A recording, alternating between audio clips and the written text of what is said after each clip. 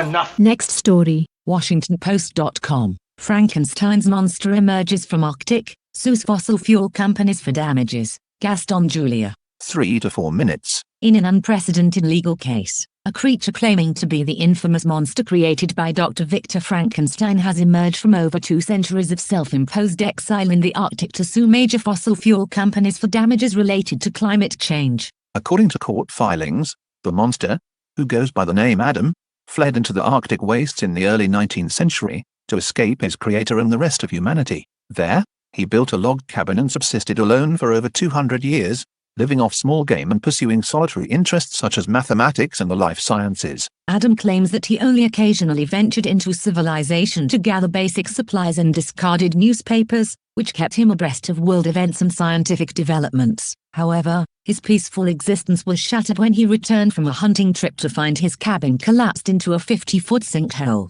Drawing on his knowledge of current events gleaned from newspapers, Adam concluded that the thawing of the permafrost beneath his cabin was a direct result of climate change driven by the burning of fossil fuels. He has now emerged from his seclusion to seek recompense from the companies he holds responsible for his loss. In a statement released by his legal team, Adam said, "For over 2 centuries, I lived in harmony with the Arctic environment, taking only what I needed and leaving no trace. But the reckless actions of these corporations have destroyed my home and threatened the very ecosystem that sustained me. They must be held accountable." The lawsuit, filed in the United States District Court for the District of Alaska, names several major oil and gas companies as defendants, including ExxonMobil, Chevron, and BP. It alleges that these companies knowingly contributed to climate change by promoting and profiting from the burning of fossil fuels, while concealing the environmental risks from the public. Legal experts are divided on the merits of the case, with some dismissing it as aspirational and quixotic but ultimately futile, and others praising it as a bold new front in the fight against climate change.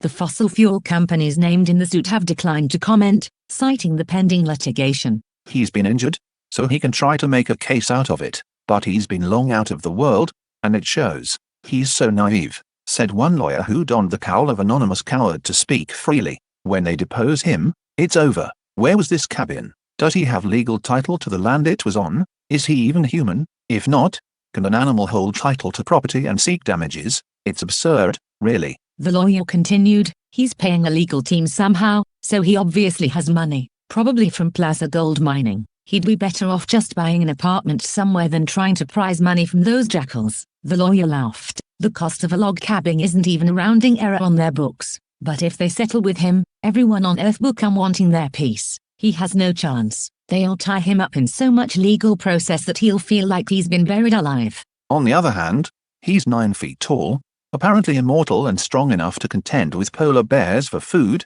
the lawyer said thoughtfully. Having a few of corporate lawyers thrown out of high windows by an enraged litigant could set some interesting precedents. People forget that legal process is just war by other means. The story of Frankenstein's monster, first published in Mary Shelley's 1818 novel Coombe Travelogue, has long been a cultural touchstone for debates about the unintended consequences of scientific progress. The creature's emergence as a plaintiff in a climate change lawsuit adds a new chapter to this enduring tale, raising profound questions about the responsibility of corporations and individuals in the face of global environmental challenges.